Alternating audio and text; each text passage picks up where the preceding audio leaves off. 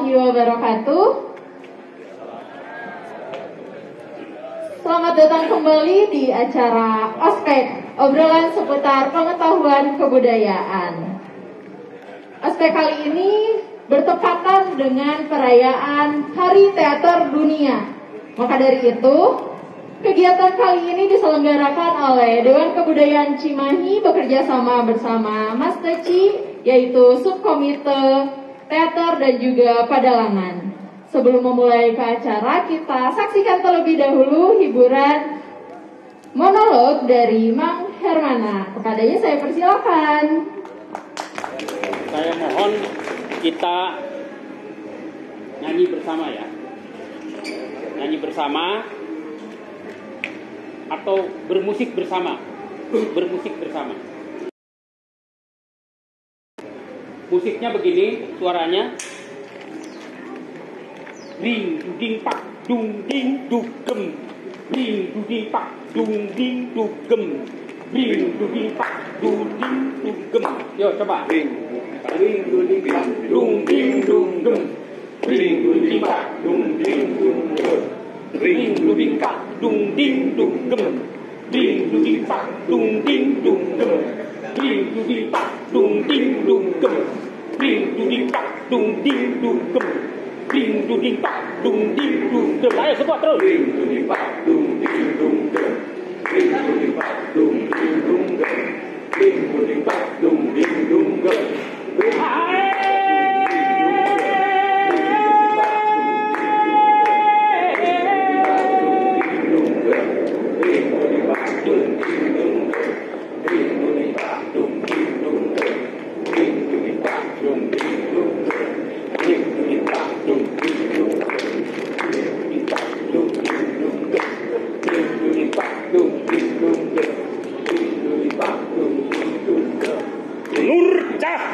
Cahya metu saking bulan. Nur cahya metu saking srengenge. Madeg aing Nabi Adam, sorak aing Nabi Daud. Sima aing, sima maung, sima aing, sima buaya, sima kama, sima jelema, nularang patima kama, dan kama patima cahaya. Ding ding pak, ding dong dong. Ring ding pak dong ding dong dong. Ring ding pak dong ding dong dong. Ring ding pak dong ding dong dong. Ring ding pak dong ding dong dong. Ring pak dong ding dong dong. Ring ding pak dong ding dong dong. Ring ding pak dong ding dong dong. Ring ding pak dong ding dong. Anona berem sikisaga. Leungena seukeut lalancip gobang. Nip lasan badan palapah gedang. Arkidam jante arkidam. Di pangaduan di kalangan ronggeng nang sorangan jagoan. Arkidam jante arkidam.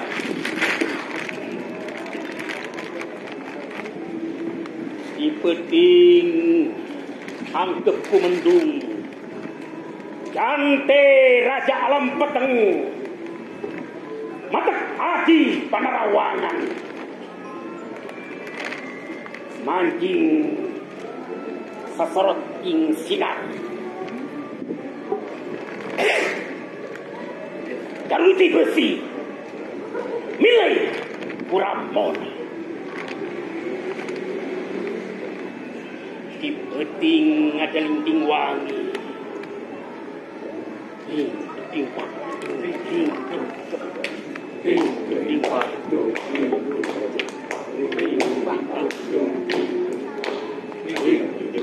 di peting ada linting wangi. Jante raja dina Tayuban.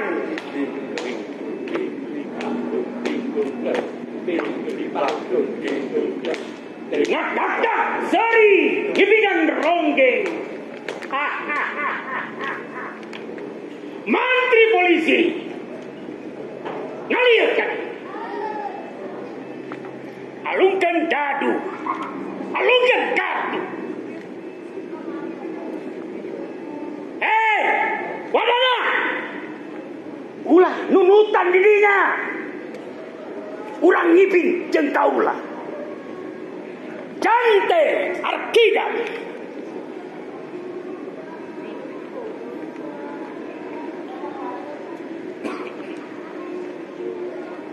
Wadana jeung mantri polisi. Sirire.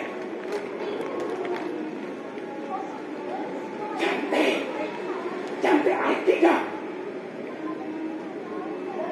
Ngabongkan pakai kuping tadi. Ayeuna makalangan. Dina kayupan.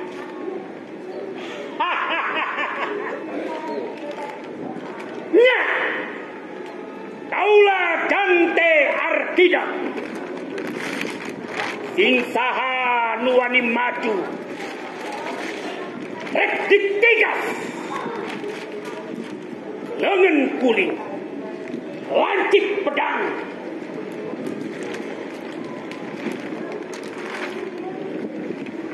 Ngahep-hep. Sapang ngajuan. Panona mentrong kajante. Numatana kembang wer.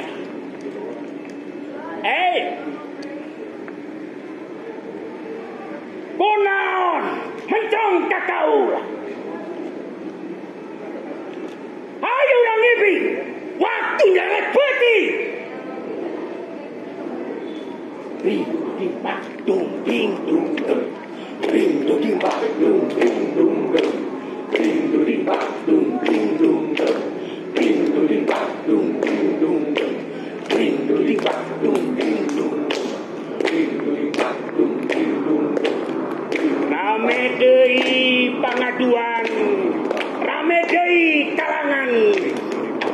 Jante terus ngibing. Di antara ronggeng-ronggeng.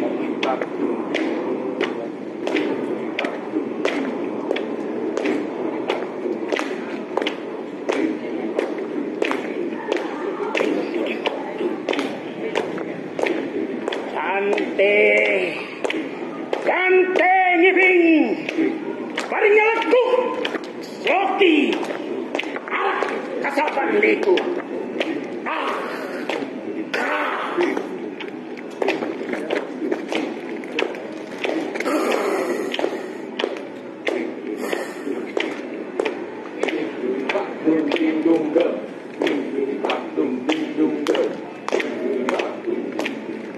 Waktu berang datang. Jante ngagoler. Diburu kumanti polisi. Jante! Jante Arkidam! Nusa Kambangan!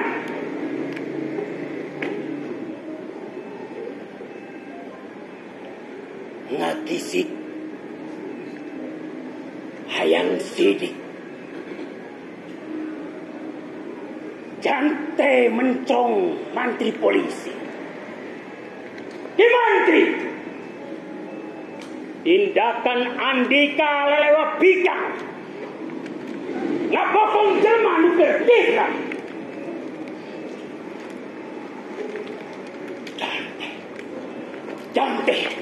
Jante ditalikung. Lengan dua. Sorot matana.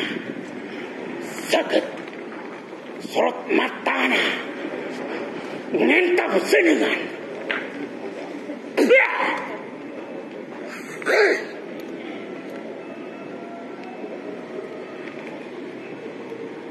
Sameme boy kahiji. Jante mingka. Nitis cahaya.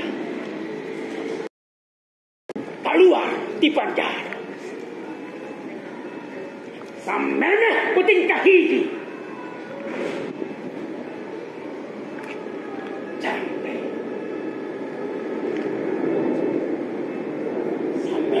penting kahiji. Mantri polisi ngapa batang kenyawaan di dasar walungan.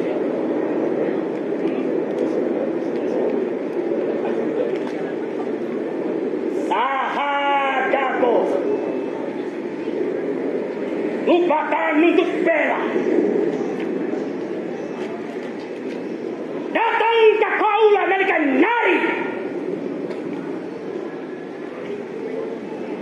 susumbarna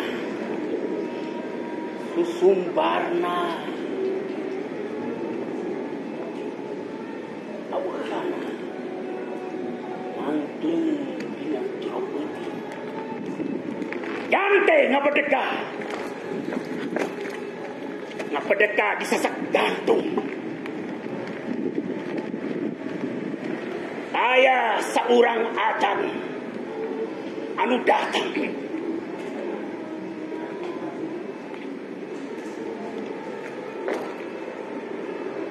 jante ngincit neleman peti ring duding pak dung ring dung dung ring duding pak dung ring dung dung ring duding pak dung ring dung dung ring duding pak dung ring dung dung. Hatur nuhun kanggo Kang Hermana selaku Ketua DKKC Kota Cimahi. Sekali lagi tepuk tangan yang meriah. Luar biasa. Ospek kali ini dibuka oleh penampilan monolog yang sangat keren banget. Nah, ospek kali ini seperti yang tadi disampaikan berhubungan dengan Hari Teater Sedunia. Di sini ospek merupakan sebuah usaha pembinaan terhadap pelaku-pelaku kebudayaan di Kota Cimahi khususnya. Dan ospek ini sudah berlangsung selama kurang lebih 1 tahun, sudah ada belasan episode. Dan izinkan saya untuk perkenalan, karena episode kali ini episode perdana saya gitu ya, muncul di ospek. Perkenalkan, nama saya Almira Nurfarisi Sugiarto. Saya akan memandu ospek pada hari ini. Tapi ospek kali ini tentu nggak akan sendiri aja. Pasti ada pemateri yang sangat luar biasa. Beliau merupakan orang yang sudah expert di dunia perteateran. Jadi kita sambut saja, yaitu Kang Dian dan juga Pak Dede Syarif. Kepadanya saya persilakan. Jadi hari ini kita akan membahas seputar dunia teater, karena kita tahu sudah berjalan selama 2 tahun pandemi ini, pasti banyak hal yang berubah di dunia teater. Kita akan membahas mengenai teater di dunia pendidikan pasca pandemi. Seperti itu. Sebelumnya tak kenal maka tak bisa menikmati karyanya, gitu. Jadi yang lebih baik kita perkenalan terlebih dahulu. Silahkan Pak. Kenalan ya, sih ya, kenalan. Ya, Bismillahirrahmanirrahim. Assalamualaikum warahmatullahi wabarakatuh. Sampurasun. Ya, hormatin simkuring Bapak Yoyo Cedur Rahman ya, tentu saja karena beliau adalah dosen saya juga ya di kampus ISBI dulu asli ya. Mohon Pak Yoyo, alhamdulillah sehat ya Pak Yoyo ya. Terus pensiun Pak Yoyo ya. Terus pensiunnya, terus aya Mang Hermana terus jelas ya. Iya adik kelas simkuring oke sami di ISBI ya, jurusan teater. Oke ya terus kami ya, aduh adik kelas simkuring, sampai kaget simkuring pas saya lihat pas di sana, Kang di senior sana, pas tinggal asa wau, bang ternyata jadi penyair dia ya. Dulu di Bandar, sekarang di Jakarta Cimahi ya. Nah, babangnya alhamdulillah. Sebab dulu kalau saya, dari Kang Origanya kenalannya. Ya juga Pak Mo ya, Kang Sony, Kang Fajar, juga Kang Riki ya, Mas Deci dan teman-teman dari Dewan Kebudayaan Kota Cimahi. Ya sebuah kehormatan ya. Oh iya ada Kang Pak Hendra ya. Oh penyair kita ada di belakang, nanti akan ngisi acara juga teman-teman yang lain. Sebuah kehormatan saya diundang ke sini ya untuk ngobrol lah ya Kang Dian ya. Nah, kita ngobrol aja lah ya. Kenaon buat aya HTDU gitu ya. Kenapa ada HTDU? Hari Peringatan Sedunia. Hari Peringatan Teater Sedunia. Nah, sebelumnya barangkali saya perkenalkan diri, saya Dede Syarif ya. Pekerjaan saya sekarang pengajar ya. Pengajar seni budaya di SMP 3 Kota Cimahi. Nah, kemarin asalnya di Pasundan 3. Sekarang karena kekurangan guru di SMP 3, sekarang pindah ke SMP 3 Kota Cimahi. Nah, jadi awalnya guru bahasa Sunda ya, guru bahasa Sunda ya. Saya lama di Damas ya, dari masuk Sunda. Kemudian di AKTV juga tiap hari Sabtu saya tampil di acara Gurat Mansi, ulah erang ngalarapkeun bahasa Sunda sapopoe. Nah, kemudian ditarik ke sini langsung linear dengan pendidikan saya di seni budaya di ASTI ya, dulu ASTI STSI, saya lulusan STSI-nya. Nah, akhirnya ditarik linear jadi guru seni budaya di SMP 3 Kota Cimahi. Otomatis berhadapan dengan siswa-siswa ya, kebanyakan kan dari UPI ya, guruna SPD, nah ieu mah SN dengan gelarna teh beda. Ari guru mah kan rata-rata SPD ya. SPD sarjana percaya diri teh ningannya, SPD sarjana pendidikan, kemudian MPD ya. Nah, kalau saya hasilnya guru teh SN ieu mah di mana? Nah, akhirnya saya perkenalkan bahwa saya mau bukan guru sebenarnya, tapi lebih kepada praktisi. Nah, karena ditarik jadi guru, sini banyak yang jadi guru ya. Ada Ajus Kandiawan, dia ngajar di tari ya, dari lulusan ISBI juga tarik di Taruna Mandiri ya. Kemudian ada Riki juga ya, Riki ngajar juga Kia. Nah, Riki juga ngajar di SM sama ya. Nah, di bahasa Sunda sama seni budaya. Ketuanya. Nah, jadi alhamdulillah saya ingin memberikan warna kepada siswa, khususnya karena kita bicara tentang pendidikan. Jadi memberikan warna. Kalau biasanya mereka itu di RPP, rencana program pengajaran di sekolah itu diajarkan ke tarinya, karena mereka lulusannya yang ngajarin itu dari tari, SPD-nya dari UPI ya, kalau nggak dari STKIP ya, ada juga. Kemudian ngajar seni rupa pasti ya, ada dari UPI juga. Kemudian ngajar apalagi seni rupa, musik sama tari. Nah, teaternya tidak ada di sekolah itu ya. Di RPP juga tidak ada seni teater, tidak ada RPP. Di RPP di program pengajaran yang dibuat oleh MGMP seni budaya itu tidak ada yang namanya RPP mengajar teater, tidak ada. Ya, makanya tapi di buku paket ada. Di buku paket ada 2 semester atau 3 semester belajar pantomim ya. Belajar teater, belajar merias ya, memikat, itu adalah teater pisan ya pasti. Nah, akhirnya semester ini kata guru-guru yang lain katanya udah pada dia mah sesuai dengan keahliannya aja. Makanya saya belajar bisa oke diajar pantomimnya, ngajarin pantomim ke anak-anak ya. Kemudian ngajarin teater udah jelas ya. Gitu. Nah, jadi alhamdulillah buat di pendidikan sendiri ini sangat bermanfaat ya. Teater itu khususnya apa dulu nih ya? Teater itu sangat bermanfaat untuk khususnya kalangan anak-anak karena lebih kepada penanaman rasa percaya diri. Satu itu ya, kita lebih percaya diri. Kemudian yang kedua adalah bagaimana kita menanamkan sedari dini ya untuk siswa, terutama bagaimana mereka lebih mengenal seni secara lebih jauh ya kan. Kalau hanya tari mungkin mereka mengenalnya hanya seperti itu gitu ya. Kalau seni rupa ya seperti inilah, kita hanya melihat mata visual. Ya, seni rupa mungkin lebih ke gerak ya. Kalau tari lebih seni rupa lebih kepada visual. Musik ya jelas kepada musik ya. Tapi kalau teater kepada apa? Kepada jiwa ya, kepada sukma kita. Nah, makanya teater itu belajar semuanya, bagaimana percaya diri, menanamkan etika pergaulan ya, menanamkan adab sopan santun, mengenal seni tradisi dan lain-lain. Nah, itu ya, salah satunya itu ya. Di RPP juga nanti saya dengan guru MGMP akan memasukkan tahun ajaran baru ini kurikulum teater itu harus masuk ke sekolah. Karena sekarang tidak ada kurikulumnya. Padahal di buku paket itu ada kurikulum pantomim, kurikulum belajar teater, tapi di pengajaran tidak ada. Karena apa alasannya? Ke ayah guruna. Ayah nama Abdi. Ada saya sekarang gurunya. Oke lah, sekarang masuk. Nah, tentang HTDU sendiri ya, mungkin ada yang tahu sejarah HTDU dari mana? Ayo coba. Sejarah Hari Teater Sedunia dari mana? Kenapa sekarang dirayakan tanggal 27 Maret? Ya, mungkin Pak Yoyo ya. Ya, kenapa Hari Teater Sedunia diperingati? Dan sudah berapa tahun umurnya? Ya. Nah, biar kita juga maaf yuk, karena saya biasa guru ya, biasa ngapain. Jadi HTI itu memang didirikan oleh Institut Teater Internasional di Prancis ya, oleh Jean Cocteau namanya, seorang aktor sutradara terkenal di Prancis. ITI Institut Teater Internasional itu berdiri tahun 1948. Institut Teater itu di Prancis ya. Kemudian pada tahun berapa sekarang diperingati Hari Teater Sedunia?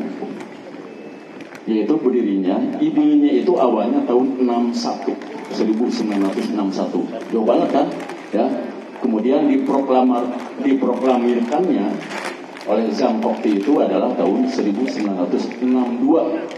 Jadi umurnya sekarang sudah 60 tahun. Ya. Jadi Hari Teater kemarin tanggal 27 Maret itu adalah Hari Teater Sedunia yang ke-60. Jadi udah dewasa banget ya. Setiap tahun di Prancis dan di negeri-negeri yang banyak teaternya lah ya, di Eropa, terutama di Eropa itu selalu diperingati. Dan kita juga alhamdulillah imbasnya ada. Tapi setiap tahun mereka punya tema. Tahun ini misalnya apa temanya nih? Ya, Teater Sedunia ini apa? Ya, kalau Hari Bumi mah pasti ada tema ya. Atau hari apa? Nah, sekarang di Indonesia itu emang ya belum pernah ada tema emang ya Hari Teater Sedunia ya. Nah, mungkin tokoh-tokoh teater seperti Ratna Riantiarno ya yang di internasional. Kemudian kita di kampus ISPI juga. Nah, ingin ke depan mah atau ada perayaan ya, mungkin tadinya juga kita pengen ada perayaan. Waktu itu Ricky pernah kita ngobrol ya, bahwa di setiap Hari Teater Sedunia itu harus ada event memang ya, baik di KKC atau komunitas. Ternyata karena COVID 2 tahun ini tidak berjalan, akhirnya ya peringatan Hari Teater ya alhamdulillah bisa dilaksanakan dengan acara sederhana seperti ini. Itu juga sudah alhamdulillah misalnya, dan kita bisa ngobrol banyak lah tentang teater. Nah itu barangkali Neng ya sementara perkenalannya. Kalau saya selama ini saya pengajar, saya juga penggarap ya, walaupun longser lah ya. Saya mah tidak terlalu jauh lah, paling menggarap longser. Di longser sudah hampir 6 tahun saya menggarap karena kopi, jadi tidak berjalan lagi. Longsernya off air di Teknopark dulu sama keliling di Jawa Barat sebagian. Kemudian di sini juga di AKTV ya, beberapa episode sudah sampai 25 episode longser. Kemudian, nah ini yang menarik, saya punya ide, sudah disampaikan juga ke Mang Hermana yang seperti obrolan. Jadi daerah saya di daerah Kampung Cipageran, ya, Kampung Torobosan Cipageran maksudnya, itu alamnya wah keren. Mungkin yang sudah pernah ke sana ya. Apalagi di situ dibangun destinasi wisata 2. Nah ini ya, yang satu milik pribadi, tanah pribadi, maksudnya Lubuk Awi ya maksudnya. Mang Hermana juga pernah ke sana, kita pernah pameran seni rupa. Kemudian satu lagi adalah EWI, Eko Wisata Cimahi Torobosan. Itu punyanya Pemkot, dananya dari pemerintah Jawa Barat kemarin. Konon katanya 6M di sana di EWI gitu. Dan konsepnya itu adalah Eko Wisata. Jadi pembangunannya itu tidak gedung-gedung seperti ini, karena nggak boleh ya KPU gitu kan. Nah, saya mencoba dengan teman-teman film. Saya mengundang Joe Project kemarin ya. Saya mengundang Yujeng ya, Yujeng Sule. Saya mengundang beberapa teman si Cepopon ya. Kemudian beberapa ex dengan preman pensiun ya, termasuk Adit Abah Mon ya, mantan preman pensiun ya. Ya, Adit mah Adit tapi dulu Adit copet ya, gitu rompoknya. Syuting di daerah saya. Dengan kontur yang bagus, akhirnya mau saya bikin itu menjadi kampung film. Hubungannya apa dengan teater? Ya pasti aturnya. Dan dasarnya itu adalah teater. Mereka tidak mungkin bisa acting di film kalau tidak belajar teater actingnya gitu kan. Nah, ya mudah-mudahan ini bisa didukung juga oleh semua komunitas, lembaga seperti DKKC, kemudian lembaga saya sendiri, biar di sana lebih hidup ya. Apalagi ada 2 destinasi wisata di sana kan.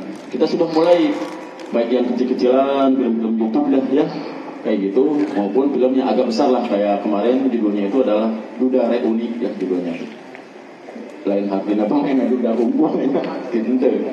Tapi ya kita hanya ingin mencoba judul yang baru, ulah kampung janda, weh ayo dudana teka bagian gitu kan.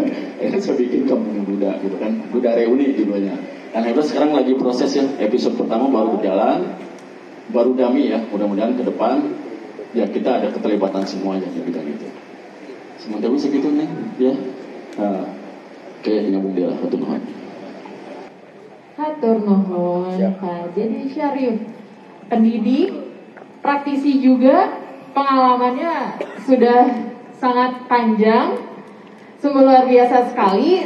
Tapi ada satu pembicara lagi, yaitu Kang Dian, atau biasa dipanggil Aucok. Kita perkenalan siapa ini Aucok, mangga. Assalamualaikum warahmatullahi wabarakatuh. Salam hormat untuk seluruh penggiat kesenian Cimahi yang hadir di kegiatan ini. Perkenalkan saya Dian Ardiansyah, biasa dipanggil Ucok. Saya dulu berteaternya di Bandung, lama di kelompok teater Casanova.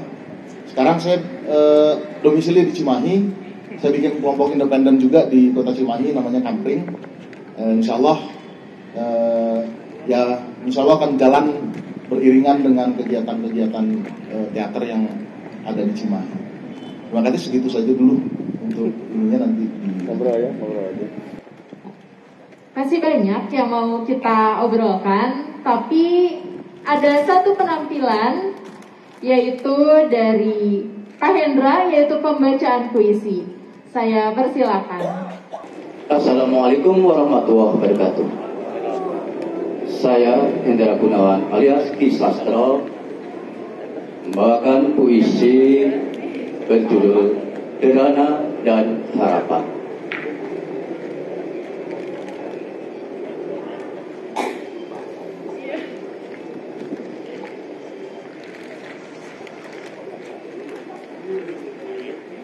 Derana dan Harapan, karya Hendra Gunawan.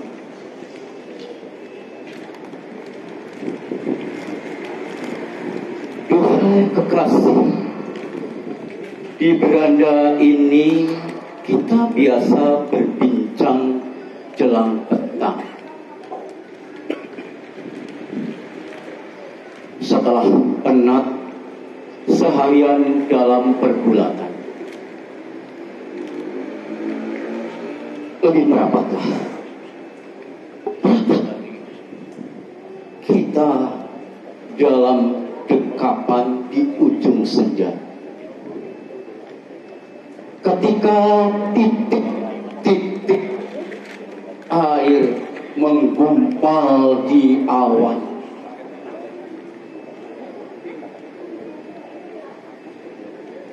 sudah semestinya himpun permohonan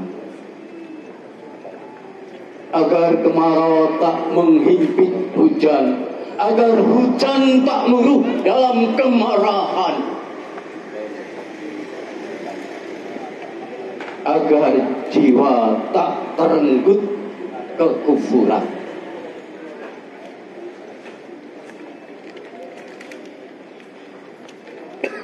Duhai kekasih, mari kita dengarkan cericit burung-burung bernada sumbang, berdendang tentang sawah ladang diterjang air bandang,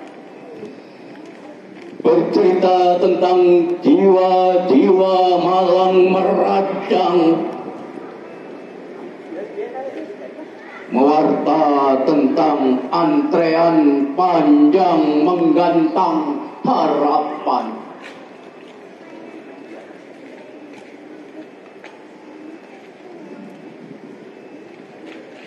Duhai kekasih, tampunglah air matamu di cawan awan, jadikan luruh hujan menenteramkan, membilas risau, menuai kilau, memadam dendam menguak kelam, memadam dendam, menguap kelam, mengisyarat kalbu, menuntun laku.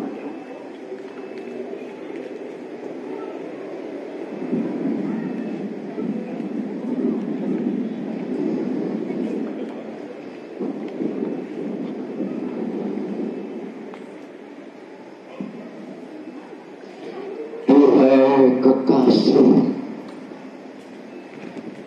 nyalakan senantiasa sinyal harap, datang berulang antara tepian akhir malam fajar sadik. Kita lalui perjalanan hingga kalawasana. Satria dalam genggaman pemilik waktu. Cimahi, 31 Desember 2020. Kisah. Terima kasih kepada Pak Hendra atas pembacaan puisinya. Sekali lagi tepuk tangan.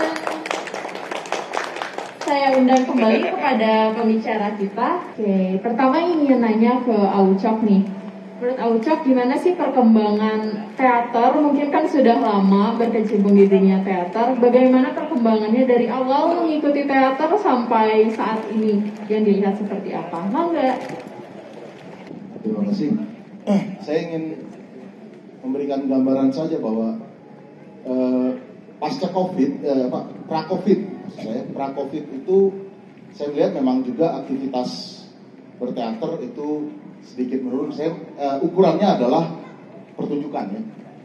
Ketika saya masuk ke Bandung kuliah di STSI tahun 2004, hampir setiap minggu saya lihat poster, di mana-mana ada poster. Di kampus itu minimal 1 minggu itu ada 4 poster yang saya harus nonton. Hari ini nonton ke Rumentang, besok saya nonton harus ke Daguti House dan segala macam, atau mungkin di kampus sendiri. Tapi hari ini mungkin bahkan sebelum COVID 2 tahun kemarin juga jumlah pertunjukan yang ada di Bandung sendiri itu sangat menurun. Bahkan ya akhirnya ketika COVID melanda ya orang sudah sibuk dengan daring ya. Yang justru kalau saya secara pribadi saya tidak begitu bersepakat dengan teater online gitu, karena bagi saya ketika saya bicara soal teater maka ada peristiwa yang disebut sebagai peristiwa efemeral dalam teater, yaitu sekali berlangsung dan setelah itu mati. Maka kemudian ketika dia dibuat online, maka apalagi ada bahasa delay online delay gitu, atau pertunjukan yang nggak live gitu ya. Bagi saya itu hanya sebatas dokumentasi pertunjukan yang kemudian ditampilkan. Nah, bagaimana kemudian teater hari ini harusnya bicara masanya kurang, kemudian ada pembatasan penonton yang tadinya mungkin kapasitas gedung bisa sampai 600 orang, tapi kemudian karena dibatasi tidak bisa menjalankan pertunjukan sesuai dengan keinginan si penggarap gitu ya. Saya kira ada ruang-ruang lain yang harus mulai disasar oleh pelaku teater yang tidak hanya sebatas gedung pertunjukan. Tahun lalu saya datang di masa COVID, saya bahkan diundang di Dewan Kesenian Indramayu untuk monolog di sana. Dan alhamdulillah memang pertunjukan itu penontonnya sampai 300-an orang, yang di luar ekspektasi ya, bahwa akhirnya banyak penonton yang hadir. Dan akhirnya setelah itu ada diskusi pertunjukan. Lalu kemudian ada keluhan-keluhan yang muncul dari seniman-seniman di Indramayu. Mereka punya gedung pertunjukan bernama Gedung Kesenian Mama Sugra. Yang gedung itu sendiri sebetulnya jika melihat dengan gedung-gedung pertunjukan yang ada di Bandung itu sangat berkualitas gedung pertunjukan.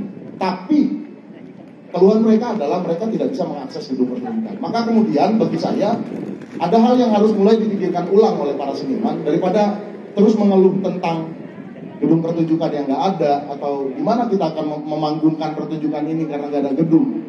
Masih banyak ruang publik yang bisa kita sasar, masih banyak halaman rumah yang bisa kita pergunakan untuk menjadi ruang pertunjukan.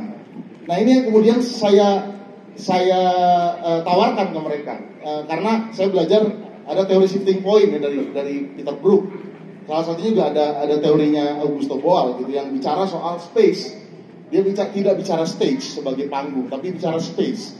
Lalu apa itu space? Space itu adalah ruang yang bisa dipergunakan untuk ruang pertunjukan. Seperti misalnya halaman ini saya kira cukup luas untuk diberdayakan sebagai tempat pertunjukan. Nah, tentu saja pada akhirnya treatment terhadap performance itu atau treatment terhadap pertunjukan akan berbeda dengan pertunjukan yang kita pergunakan adalah gedung pertunjukan misalnya. Treatmentnya akan berbeda, dan disinilah justru bagi saya kerja berpikirnya para seniman harusnya. Ketika dia dihadapkan pada kondisi yang tidak ideal menurut mereka, maka ada kerja otak yang harus dimaksimalkan di sini.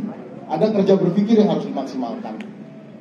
Bagaimana kemudian membuat ruang ini menjadi sangat representatif? Bagaimana kemudian ruang ini mampu mengakomodir gagasan-gagasan mereka dan juga gagasan publik yang mungkin bisa sejalan gitu ya. Nah ini yang saya kira butuh kerja keras di sini. Nah kalau seandainya kerja konsep ini tidak dimaksimalkan, maka kemudian yang terjadi adalah diam, mengeluh, dan kemudian tidak melakukan apa-apa. Nah tataran ini maka sebetulnya teater selesai, teater telah mati menurut saya. Ketika para pelakunya hanya mengandalkan ruang-ruang yang biasa mereka pergunakan, dan ketika itu tidak ada lalu kemudian mereka diam, mereka tidak melakukan atau mengalihfungsikannya ke bentuk digital yang juga mereka sama posisinya. Nanti keluhannya lagi adalah device yang nggak ada. Nah maka di sini terjadi kematian teater. Nah ketika teater mati maka ya teater bisa bergerak kemana saja. Artinya dalam bentuk-bentuk turunannya dia bisa ditransformasi ke dalam acting film, bisa ditransformasi ke dalam bentuk-bentuk pelatihan massal. Tapi sejatinya teater sebagai pertunjukan telah mati menurut saya. Nah disinilah mungkin yang sedang saya kerjakan sekarang. Saya tidak lagi begitu bahagia gitu berteater atau melakukan pertunjukan di gedung-gedung pertunjukan. Maka saya mulai menggeser paradigma saya, menggeser mindset saya. Sekarang pertunjukan saya adalah pertunjukan yang mulai menggeser posisinya tidak lagi di gedung pertunjukan, tapi mulai menyasar ruang-ruang publik. Nah tentu saja nanti gagasan pertunjukannya pun akan berbeda. Saya tidak lagi akan berbicara drama dalam pertunjukan saya tidak lagi mempergunakan teks-teks naskah realis dalam pertunjukan saya, tapi saya akan mulai dengan pertunjukan-pertunjukan yang adaptif dengan konteks sosial masyarakatnya. Itu sebabnya dalam 7 tahun terakhir, mungkin lebih, sejak saya kuliah, saya begitu intens menggarap potensi teater-teater melalui metodologi Augusto Boal. Augusto Boal adalah seorang teatrawan asal Brazil yang kemudian exile, ya, dia diasingkan ke Australia sampai akhir hayatnya dia meninggal di Australia. Adalah orang yang kemudian menelurkan Theater of the Oppressed, yang kalau mungkin kawan-kawan yang kuliah di jurusan pendidikan itu mungkin biasa dengan teori pedagognya Paulo Freire, ya, pendidikan untuk kaum tertindas atau di education pedagogi of the oppressed. Saya kira hal yang sudah terbiasa dibaca ini tentu saja berkorelasi gitu. Boal itu orang yang sangat dekat dengan Paulo Freire ini, yang kemudian mereka semacam kolaborasi, dan juga Boal sangat terpengaruh dengan gagasan-gagasan Freire. Jadi gagasan ini kemudian saya kira di Indonesia nggak terlalu banyak yang mempraktekkan Theater of the Oppressed ini, sehingga saya berkemungkinan untuk mengambil sedikit, mencuplik gagasan ini, tidak seluruhnya, karena biasanya gagasan Theater of the Oppressed ini untuk aksi-aksi sosial, lebih bagaimana kemudian aksinya itu turun mempertanyakan atau menyerang pemerintahan atau orang-orang yang berkuasa. Nah, saya tidak akan mempergunakan itu, tapi saya mengambil metodologinya untuk membuat gagasan-gagasan pertunjukan saya bisa terpahami atau terwacanakan dengan baik di publik. Nah ini yang kemudian kenapa saya memilih ruang-ruang publik ini. Dan sampai saat ini pun saya kira ini cukup bekerja, walaupun mungkin jumlah penonton tidak sama dengan ketika kita berada di panggung gitu ya, di gedung pertunjukan yang bisa hadir 200 sampai 600 orang. Mungkin di ruang-ruang publik hanya sekitar 60, 50, tapi saya kira apabila gagasan itu bisa diserap oleh ke-50 orang akan lebih efektif dibandingkan nonton 200 orang tapi pulangnya juga mereka nggak paham apa yang kita bicarakan. Nah, oleh sebab itu Saya kira juga banyak kafe di Cimahi yang mungkin bisa kita ajak kerjasama untuk mementaskan teater itu di kafe atau di ruang di toko buku misalnya. Jadi begitu banyak ruang yang bisa dipergunakan. Kenapa kita hanya berpikir hanya pada gedung pertunjukan? Mungkin pengantar saya begitu. Ini bisa kita diskusikan lagi lebih lanjut. Tapi saya selalu membicarakan ini dimanapun saya berada ketika berdiskusi. Ya, terima kasih. Memang ketika masa pandemi ini banyak yang berubah, kita dituntut untuk adaptif, tetapi tetap harus ideal ya, seperti bagaimana teater semestinya ditampilkan seperti itu. Kalau Pak Dede Syarif gimana nih pendapatnya mengenai perkembangan teater, terutama ketika berhadapan dengan masa pandemi? Sedikit sama dengan apa yang disampaikan Dian ya. Artinya jadi kita tidak boleh berhenti untuk berkarya ya, jelas. Ketika bagaimana kalau pandemi memanjang terus ya, apakah kita tidak akan berkarya, berteater? Kan tidak mungkin. Di sekolah juga sama ya, apakah sekolah akan tutup terus? Daring ya, bete kan? Berapa jumlah seniman, berapa jumlah siswa yang akhirnya ya lost education deh, hilangnya dunia pendidikan kita ya, maupun seni kita. Nah, karena itu, tapi konsep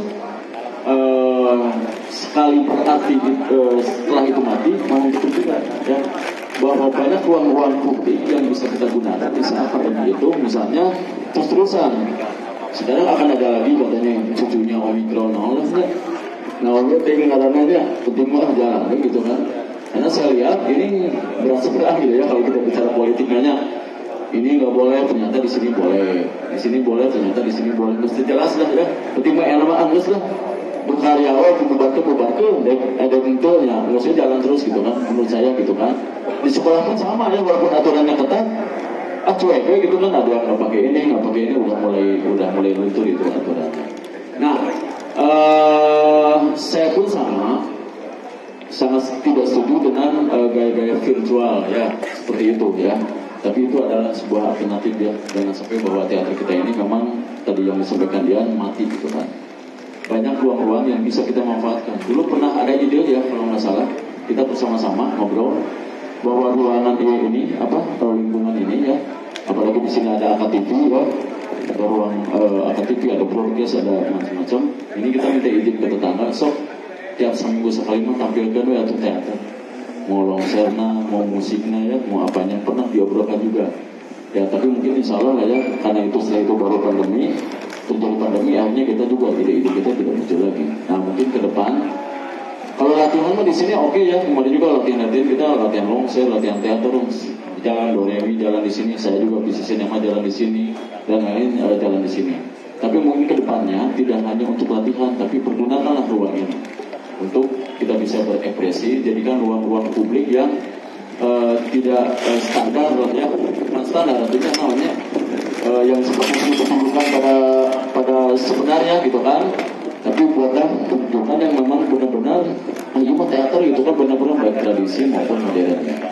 Nah itu barangkali yang jadi jangan sampai teater ini mati ya, masih banyak cara-cara yang bisa melahirkan sebuah kreativitas gitu. Memang ketika masa pandemi banyak budayawan, banyak praktisi-praktisi yang akhirnya tidak bisa lagi mengekspresikan banyak opsi-opsi, walaupun memang akhirnya mungkin sedikit mengikis bagaimana semestinya teater itu ditampilkan seperti itu. Jika pemerintah juga sudah mengatakan bahwa pandemi ini akan menjadi endemi, artinya kita akan bersahabat nih sama si corona ini, kita akan bersahabat gitu. Kita akan melakukan aktivitas seperti biasanya, tapi tentu dengan syarat, protokol, dan lain sebagainya. Kira-kira apa nih yang dipersiapkan untuk nanti menghadapi endemi ini? Karena kan tetap kita harus produktif, kita harus tetap berkarya. Bagaimana penyesuaian teater terhadap endemi tersebut? Boleh mungkin ke Adian kembali. Kalau saya sih dari zaman pertama virus corona di ini saya sudah bersahabat. Artinya atau selama ini juga kesulitan dari kawan-kawan di teater adalah bagaimana mendistribusikan pertunjukannya, kemudian mendapatkan uang dari pertunjukan itu kan gitu. Selain dari bantuan hibah kan gitu. Artinya kalau jualan tiket juga sebetulnya plus. Jualan tiket harga 20.000, penonton 3 hari cuma ada 1.000 orang, plus bayar gedung 15 juta misalnya satu hari, nggak ketutup. Artinya selama ini kawan-kawan di teater sudah bersahabat dengan kondisi miskin sebelum corona. Ya, bagi saya begitu. Nah, ketika corona menyerang seluruh dunia dan kemudian kebijakan-kebijakan yang dibuat tidak berpihak pada seniman, maka kemudian ya mempersiapkan diri agar kemudian mempersiapkan metode pertunjukannya untuk bisa berubah itu pasti gitu ya. Ya mungkin ada yang memilih tadi virtual. Nah kalau saya akan lebih memilih mempersiapkan selama 2 tahun kemarin, setahun saya pertunjukan bisa di Indramayu. Yang biasanya saya per 3 bulan sekali ada pertunjukan. Tapi ada setahun sekali udah syukur buat saya. Nah artinya untuk ke depan ketika jadi endemi ya harusnya malah lebih ngegeber lagi gitu. Saya udah bisa melakukan apapun dengan konsep saya harusnya. Termasuk misalnya yang paling dekat sekarang saya sedang persiapan dengan teman-teman di Cafe Aji Rasa di Sentral itu bikin program di sana gitu. Jadi ini yang akan saya lakukan gitu untuk mempersiapkan tadi kalau betul jadi endemi, kalau tidak ya nggak apa-apa tetap jalan aja gitu. Toh selama ini juga saya tidak terlalu mempedulikan larangan-larangan gitu karena ya toh sampai hari ini juga nggak ada masalah sebetulnya. Jadi apa yang harus kita takutkan juga dengan itu? Bukan artinya bukan artinya mengabaikan penyakit atau virus ya, tapi kemudian kalau ternyata toh sama-sama aja orang lain masih bisa melakukan bahkan lebih besar dari kita, kenapa kita tidak melakukan? Nah hanya saja mungkin karena perizinan dengan gedung-gedung yang selama ini dipakai sebagai tempat pertunjukan kemudian jadi sulit izinnya, maka jangan mempergunakan gedung yang sulit gitu kalau saya. Jangan dibuat rumit, dibuat yang lebih simpel. Kalau nggak bisa di gedung yang rumit, ya udah kita geser saja venue-nya yang lebih mudah gitu. Cari misalnya gedung-gedung kosong, bersihin, minta izinnya sama yang punya, kalau boleh pakai di sana, misalnya gitu. Saya lebih memilih begitu polanya. Jadi kalau dianggap radikal caranya, ya ini cara saya untuk melakukan itu, supaya teater yang ingin saya kerjakan juga bisa hidup terus gitu, tidak mati karena kondisi yang saya sendiri nggak mampu untuk melawannya. Kalau saya harus melawan lagi dengan orang-orang yang punya kebijakan, saya nggak punya kekuatan untuk melakukan itu. Jadi saya memilih untuk melakukan hal yang mungkin saya lakukan, itu saja. Oke, kalau Pak Dede Syarif gimana nih? Apa yang akan dilakukan ketika nanti udah mulai endemi ini coronanya? Ya. Kalau saya lebih ke regenerasi ya. Regenerasi ya, karena regenerasi juga penting bagi perjalanannya sebuah iklim perteateran di Cimahi khususnya ya. Regenerasi itu bisa tumbuh dari komunitas, dari sanggar, dan juga tumbuh dari sekolah ya. Nah, kemarin itu begitu banyak kelompok-kelompok yang memang katakanlah mereka hanya bisa bermain secara virtual, diundang oleh PKKC, kemudian tampil hanya itu juga terbatas emang ya, hanya beberapa orang ya, hanya beberapa orang yang ikutnya juga hanya beberapa orang, dan itu ya itu satunya nah gitu ya, tepuk tangan lagi gitu kan ya, teramai lah pokoknya itu namanya teramai gitu kan. Tapi itulah sebuah memang apa ya, kreativitas yang dipaksakan atau apa, yang penting mah soklah jalankan ya. Tapi nah itu mudah-mudahan ini ada yang tadi endemi itu ya, mudah-mudahan kita bisa membuat program lagi mungkinnya baik di TKC maupun berbagai komunitas yang ada, baik atas nama teaternya sendiri, Mas Teci ya, masyarakat teater Cimahi. Dan dari mulai sekarang kita coba aja lah ya, mengajukan dengan konsep-konsep yang standar dulu ya mainlah di Teknopark seperti tahun kemarin, festival yang rutin, kemudian agar bisa memancing generasi selanjutnya bisa tumbuh gitu kan. Karena saya lihat teater campurnik ya, mungkin ya teater campurnik sekarang sudah beralih, dia lebih kepada hajatan ya sekarang mah, upacara adat yang padahal dia teater ya sejauh barat lah udah terkenal aja, juara Festival Drama Bahasa Sunda ya, dia beberapa kali, Festival Teater Remaja juga ya, dia pernah Nah sekarang mereka larinya nggak ke rumah ada yang merenya latihan tidak boleh nggak boleh organ gitu kan, kebetulan pemangkunya itu ya main organ gitu kan, ya saya gitu lah hajatan gitu ya. Kemudian saya juga sama, saya lebih banyak disibukkan di film juga di pengajaran, di pendidikan gitu ya. Yang lain pun sama gitu kan, mungkin teaternya Mang Hermana juga ya kali-kali ya Bang ya bikin monolog virtual gitu ya. Yang lain juga sama Doremi melakukan apa Ki? Obrolannya tuh, obrolannya. Nah jadi nah jadi ya seperti itu ya. Nah kalau misalnya alhamdulillah sudah endemi, jadi kita bisa memancing lagi generasi yang bisa tumbuh. Kita jangan kalah dengan musik ya, Ata keren ya, Taya sekarang tumbuh kan musik komunitas, musik di Cimahi ya, berbagai macam nama lah ya. Ya kita is okay aja lah, tapi teaternya kemana ini? Sejak lalu kita gitu ya, di masa pandemi kemarin gitu kan, takut hilang gitu kan. Company sudah seperti itu, visi sinema juga sama, teater senja juga ya, 13 senja juga mungkin sama ya. Nah jadi mari kita sama-sama sekarang mempersiapkan lagi, artinya gitu ya. Karena sekarang sudah mulai sedikit agak kebebasan lah ya di area-area publik. Kalaupun ada aturan-aturan seperti itu, ya idenya Kang dia di mana? Main teater banyak. Mau di kafe, mau di mana? Ini ada sinopsis kan welcome. Lumayan gede lah di atasnya, bisa kita main. Di Lubuk Awi, ayo main longselnya. Saya pernah melakukan itu di Lubuk Awi ya, di Lubuk Awi di Cipageran. Mungkin di Elwik nanti ada lahan-lahan. Mungkin di Plaza Rakyat ya, itu juga bisa kita kemas gitu kan. Nah, kira-kira seperti itu, Pak. Ya.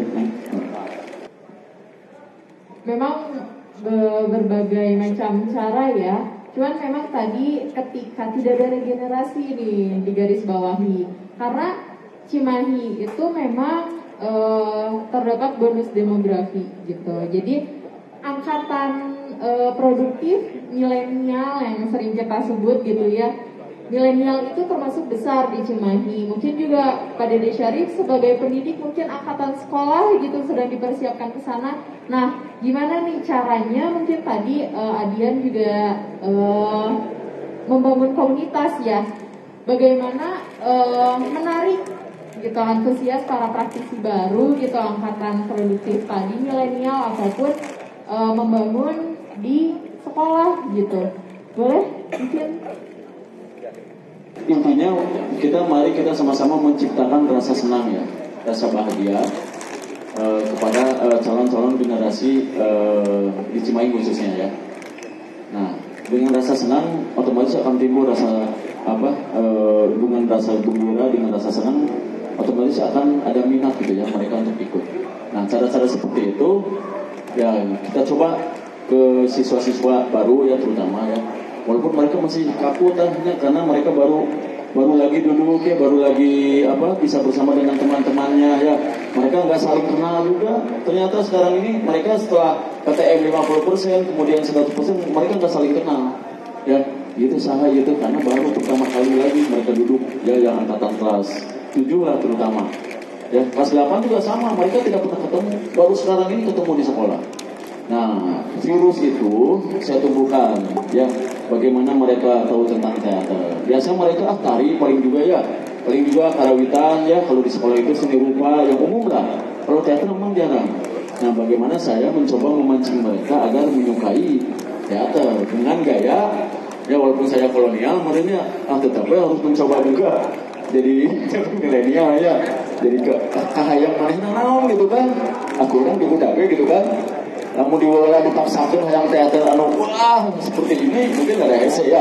Tapi kita sedikit-sedikit lah ya mengenal tentang acting, mengenal tentang rupa, tentang artistik, tentang apa. Jadi bertahap kita bertahap. Dan mudah-mudahan nanti dengan adanya saya jadi guru formal di sekolah, mungkin teman-teman juga yang lain bisa. Nah, regenerasi itu akan bisa kita tumbuhkan di lingkungan pendidikan terutama.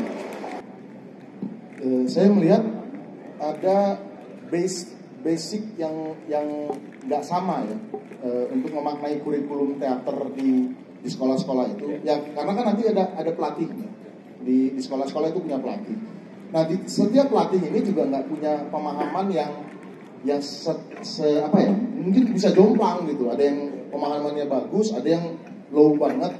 Nah kemudian ini tidak dibarengi dengan kebiasaan untuk ada semacam pola diskusi rutin di antara pelatih-pelatih teater.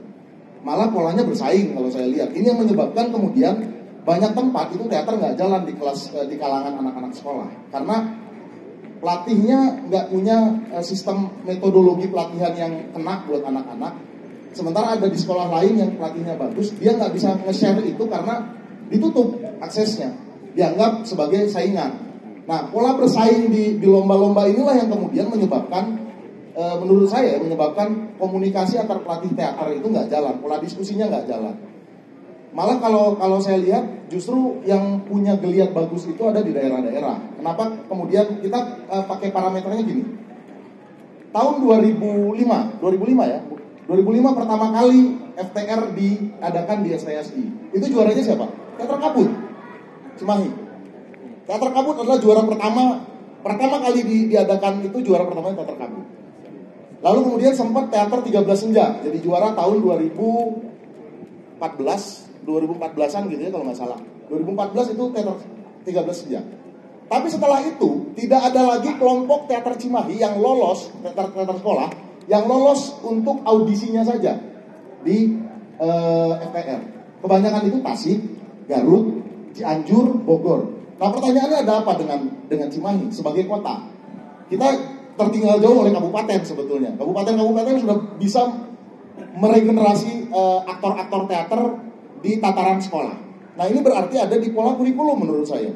Ada pola pengajaran yang nggak sama gitu. Nah, di daerah-daerah itu jauh lebih maju pola pengajarannya menurut saya dengan ukuran tadi gitu. Mereka bisa nembus FTR yang kualifikasinya menurut saya bagus sekarang karena mereka pakai kurasi sistemnya. Ada orang-orang seniman-seniman yang mengkurasi karya-karya mereka. Nah, artinya di sini penting juga upgrading gitu di wilayah pelatih-pelatih teater di tiap daerah juga untuk bisa memberikan metodologi yang baik buat siswa. Ketika misalnya mereka bisa memberikan metodologi yang baik, maka siswanya juga pasti akan ke-upgrade kemampuannya. Nah, ini pentingnya menurut saya punya semacam wadah bersama untuk terus melakukan diskusi juga bersama. Kalau polanya saingan, maka selamanya selesai. Karena kebanyakan anak SMA di sekolah kalau masuk teater yang saya lihat itu lebih ke beli kaos, kemudian mereka bangga kayak cheerleader. Pada akhirnya pola pergaulan itu lebih kayak cheerleader. Kalau datang lihat ini wah musuh, poyok-poyok gitu. Jadi nggak sehat juga menurut saya. Ini harusnya pola komunikasinya mulai dibenahi dan pola transfer gagasannya mulai dibenahi. Nah, mungkin teman-teman kenapa sih harus gabung ke teater, harus ikut ke teater gitu? Apa sih tertarik ke teater? Mungkin bisa diceritakan juga, mungkin latar belakangnya kenapa tertarik ke teater. Lalu seperti apa nanti cara ingin gabung ke teater? Ya sedikit ya mungkin. Saya mah ini kenapa saya masuk teater? Kebetulan saya satu alumnus juga dengan Pak Yoyo ya di SMA 4 Cimahi, Bandung ya, di SMA Negeri 4 Bandung. Saya dari dulu nih sedikit cerita aja. Jadi jangan ngomong pendiam lah pokoknya ngesaragawa taranaon pas ningali ada ekstrakurikuler teater di SMA 4 Bandung gitu kan ya. Tahun 84 sih masuk SMA. Tahun 84 ya kelas 1 SMA di Jati 20 Bandung. Rata-rata kan anak-anak SMA 4 mah punten Pak Yoyo ya. Orang-orang yang gak ada lumayan lah gitu kan secara kecerdasan ini ya. Karena yang masuk juga ada selektif di sana gitu kan. Tapi tiba-tiba ada teater di sana. Ternyata yang ngajarnya itu alumni Kang Irno Soekarno Putra yang sekarang di Garut, alumni ISBI juga, dia alumni Jogja juga, kuliah di ngurusin di Jogja ya. Nah, saya tertarik lihat lagi latihan perampok Pak Yoyo. Skiller ya, lagi latihan perampok, naskah perampok skiller. Tertarik dia ya. Akhirnya saya coba, ternyata ketagihan. Yang saya biasanya tarang jadi wanian ngomong ya. Jadi ikut, jadi di kelas tiba-tiba biasa pukulan gitunya lihat kaget kan, lihat masih mau pagi ya. Para linter gitu ya apa? Saya di kampung misalnya tidak tahu apa-apa gitu kan. Akhirnya berbaur jadi lebih getol kena teater daripada kena sekolah. Jadi prinsipnya itu sekolah jangan mengganggu teater. Prinsip saya dulu gitu, ekstrakurikuler di teater itu, teater 420 SMA 4 Bandung ya. Jadi teater jangan sampai mengganggu sekolah. Itu yang saya berikan kepada anak-anak. Sampai sekarang ya tiba-tiba 86 lulus dari SMA 4, naik KB masuk ke ASTI lolos. Ya di situ mulailah. Jadi intinya mah dari ada keresahan secara pribadi ya, karena saya belumnya tuh bisa ngomong, tuh bisa naon. Kemudian dia ingin mencoba percaya diri, jadi menanamkan percaya diri ada sih ini. Dan saya, ya pun kan ya Kang Bambang tadi ngobrol ya mencoba untuk tidak mengajukan diri ke dunia yang lain gitu kan. Cuma teater itu gitu kan, walaupun ya sekarang ke film jadi pengajar tetap teater gitu kan. Nah itu bahasa Pak Yoyo dulu mungkin kan tidak pernah mengajukan diri gitu ya. Walaupun ada yang jadi penyair, jadi fotografer ya, jadi wartawan, jadi apa, tetap jalurnya dari teater gitu kan. Itu aja. Kalau ditanya kenapa, saya kejebak sebetulnya di teater. Kejebak benar. Jadi saya zaman SMA itu paling anti sama teater, karena dulu lihat yang main teater tuh bebencongan, terus lip sync gitu. Paling kesel saya nonton sama gituan dari dulu. Nah ketika saya masuk justru terjebak daripada nggak kuliah, awalnya kuliah di Padang Panjang, saya masuk jurusan musik. Lebih parah lagi, saya baca notasi balok nggak bisa gitu. Nah pada suatu saat saya diajak main teater dan lihat kerjanya kolektif dan segala macam lah. Jadi kemudian dari situlah saya kemudian pindah jurusan. Ditambah lagi kemudian ada wacana gagasan, wah teater Bandung, ya udah pindah ke Bandung sekalian. Jadi sebetulnya pada awalnya saya nggak begitu ngerti apa itu teater. Ya tapi udah kagok nyebur kan, saya pikir ngapain setengah-setengah gitu ya, udah sekalian aja saya gali, harus benar-benar digali gitu, baca bukunya harus benar-benar, bikin karya juga harus benar-benar, studi tentang bagaimana cara membuat pertunjukan yang baik juga harus benar-benar. Jadi nggak sia-sia saya hidup gitu, udah mah kejebak, terus di teater ini juga nggak bikin apa-apa, juga sia-sia bagi saya hidup. Jadi ngapain juga melakukan sesuatu tapi nggak berpengaruh buat kita sendiri gitu.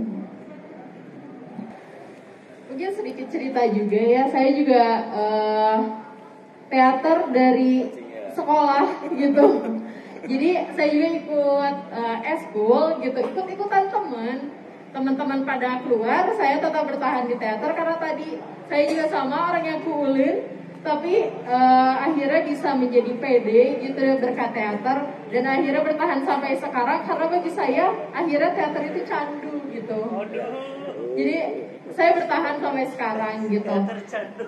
Nah, ada pesan-pesan nggak nih buat mungkin sesama penggiat ataupun mungkin nantinya teman-teman yang akan bergabung gitu menjadi penggiat dan juga penikmat teater? Kalau ini sih pesannya saya justru ingin nge-trigger sih sebetulnya untuk pelaku teater di Cimahi. Saya masuk Bandung itu tahun 2004. Berarti sekarang sekitar 18 tahun saya sudah ada di Jawa Barat. Dari 18 tahun ini, waktu saya kuliah, saya belum pernah gitu dalam hidup saya, misalnya ada poster nonton pertunjukan datang ke Cimahi. Yang ada juga waktu di Cipatat saya tinggal, nonton pertunjukan datangnya ke Bandung. Nah bisa nggak kira-kira setahun ke depan atau 2 tahun ke depan kita rubah itu? Jadi orang Bandung yang datang nonton teater di Cimahi. Terlepas dari ada gedung atau tidak, itu bagi saya nggak ada urusan dengan itu. Tapi bisa nggak kita tiba-tiba berubah kulturnya, yang tadinya orang Cimahi nonton teaternya di Bandung, sekarang orang Bandung harus datang nonton teater di Cimahi. Karena mereka nggak pernah nonton teater di Cimahi. Saya juga nggak pernah gitu soalnya. Seumur saya kuliah di Bandung, saya nggak pernah nonton teater di Cimahi. Artinya ada sesuatu yang mungkin bisa saya tawarkan gitu untuk merangsang juga pelaku teater di Cimahi. Minimal kultur itu kita geser dulu gitu. Dan ayo kita lakukan bersama-sama kalau memang tertarik untuk itu. Ya mungkin tambahan dari saya, ya ciptakan event aja gitu kan, untuk memancing kreativitas baik di sekolah maupun di komunitas ya. Di KKC juga tidak terbatas, nantinya mungkin tidak hanya ke komunitas tapi juga bisa masuk ke ruang lingkup sekolah. Jadi untuk memancing seperti itu, misalnya tunjukkan bergilir ya, bisa ya, misalnya bergilir minggu ini teater ini bisa dari kelompok, selanjutnya mungkin teater dari sekolah ya bisa tampil. Itu memang proses yang panjang dan mudah-mudahan itu bisa kita laksanakan itu. Oke, terakhir nih closing statement untuk teman-teman semua yang mungkin nanti menyaksikan, silakan. Ya awalnya terjebak ya, kan dia sama mungkin ya, akhirnya bisa kita nikmatin itu teater itu. Ya, jadi ya geluti aja lah ilmu itu apapun ya, jangan apa istilahnya geluti terus secara total, insya Allah akan ada manfaat. Apapun ya, tidak hanya teater, apalagi teater gitu kan, karena yang kita mainkan ini adalah jiwa. Ya, jelas. Ya kalau saya sih, ayo kita berjejaring, ayo kita bernetworking, karena teater harus dikerjakan bersama. Nggak bisa pola gontok-gontokan, nggak bisa pola saingan-saingan. Kita harus kerjakan bersama, semuanya dikerjakan untuk bersama-sama sebetulnya. Itu aja kan. Ya. Semoga ngobrol kita kali ini akan membawa dampak besar ya untuk teater khususnya di Kota Cimahi. Tepuk tangan untuk pemateri kita kali ini. Terima kasih. Silakan. Ada yang mau bertanya kepada pembicara? Tidak ada? Oke. Terima kasih, bisa kembali ke tempat. Terakhir akan ada penutupan berupa hiburan dari siswa Kota Cimahi. Kepadanya saya persilakan. Assalamualaikum warahmatullahi wabarakatuh. Perkenalkan, nama saya Neng Arla Cantika dari SMP Negeri 9 Cimahi, muridnya Bapak Hendra Gunawan alias Kisastro. Di sini saya akan membacakan puisi yang judulnya Pejuang Cita-Cita, karya Neng Arla Cantika. Seorang pemimpi berjiwa muda, walau derang bisa datang kapan saja, tapi semangat wujudkan mimpi tidak pernah mati. Mimpi ada ketika tidur, terwujud jika bangun. Mimpi bukan wacana, tapi bukti nyata. Zaman boleh beda kawan, tapi tidak boleh miskin wawasan. Kita harus luas pengetahuan buat bertahan dalam gempuran internetan. Pemuda pejuang cita-cita, pondasi penerus bangsa, berdiri kokoh seperti Pandawa, kuat jelas berjiwa Pancasila. Proyeksi pendidikan di masa pandemi harus kreatif dalam literisasi. Cerdas, disiplin, buang fantasi. Kita harus berjuang tanpa henti. Ayo semangat pejuang cita-cita, tuntut ilmu rajut asa, walau masih corona. Tapi itu jangan dijadikan kendala. Pejuang cita-cita tak pernah gentar hadapi dunia. Ayo jangan sia-siakan masa muda, karena kita penerus bangsa. Masa depan Indonesia ada di tangan kita. Generasi muda yang bersahaja, yakinkan diri pasti bisa. Jadi pejuang cita-cita yang bersinar layaknya permata. Peran pemuda dalam masa depan bangsa berkilau seperti berlian, bersinar terang seperti sang surya. Ayo semangat pejuang cita-cita, tuntut ilmu dengan gaya, melangkah pasti dengan bangga. Kita harus jadi orang berguna. Maju terus pejuang cita-cita, tunjukkan pada dunia kita bisa beri arti berharga di mata keluarga dan bangsa. Terima kasih. Terima kasih, sangat luar biasa sekali. kita sudah sampai ke penghujung acara ospek kali ini. Bakalan banyak lagi episode-episode ospek selanjutnya dengan tema-tema yang tidak kalah menarik. Saya Almira, mohon undur diri. Wassalamualaikum warahmatullahi wabarakatuh.